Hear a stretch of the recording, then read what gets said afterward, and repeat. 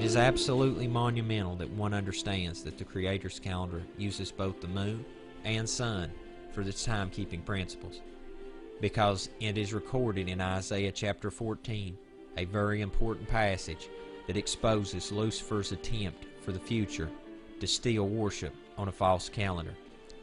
As we read beginning verses 12 to 14, it is stated, "How art thou fallen from heaven, O Lucifer, son of the morning?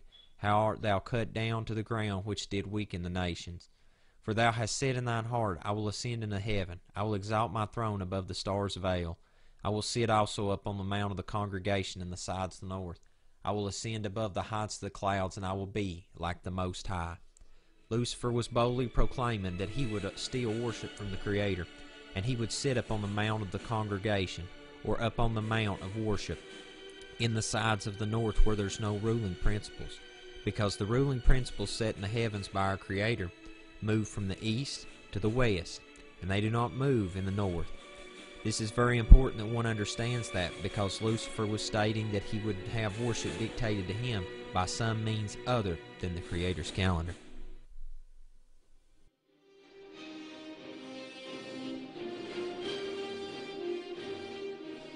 Lucifer knew that the Creator Yahuwah had put his timepieces in the heaven to serve a very important role, to beacon us his appointed times of worship. Lucifer knew that the only way to steal worship was by some other false means, such as a false religious system and false calendar. He knew that no man or himself could ever tamper with the Creator's timepieces set in the heavens, because our Master in the heavens, Yahuwah, does not change, for it is recorded in Malachi 3 and 6, "For I am Yahuwah, I change not." Also, in the very near future, in eternity to come, it is recorded in Isaiah 66 and 23, "And it shall come to pass, from one new moon to another, and from one Sabbath to another, shall all flesh come to worship before me, saith Yahuwah." Our Creator, when he set his timepieces in the heavens, beginning in Genesis, and into eternity, they will serve the same role that they always have. Lucifer has caused man to stumble in the path of righteousness and from the Creator's commandments by false calendars and false religious systems.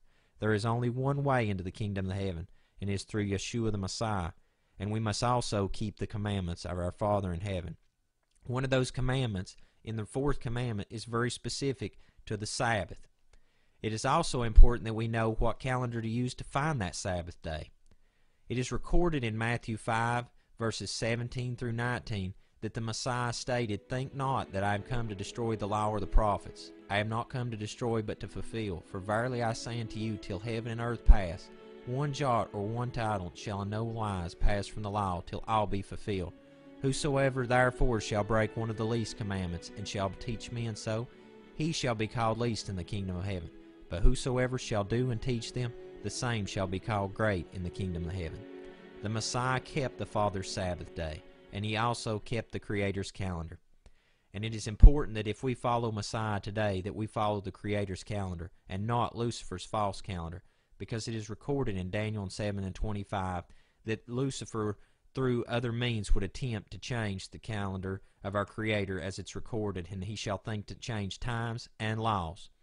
This is important. Fulfilled the Creator's calendar's requirements in being our Passover lamb on the 14th day, being our unleavened bread and taking on our sin in the grave during the 15th, and being the first fruits of those arisen from the dead, or our wave sheaf offering on the 16th. Messiah followed the Creator's calendar, just as we should follow the Creator's calendar. The Creator in heaven has his calendar in place, and it cannot be changed. It is the same yesterday and today and forevermore, just as it's recorded about Yeshua the Messiah in Hebrews chapter 13 and 8. Yeshua the Messiah, the same yesterday and today and forever.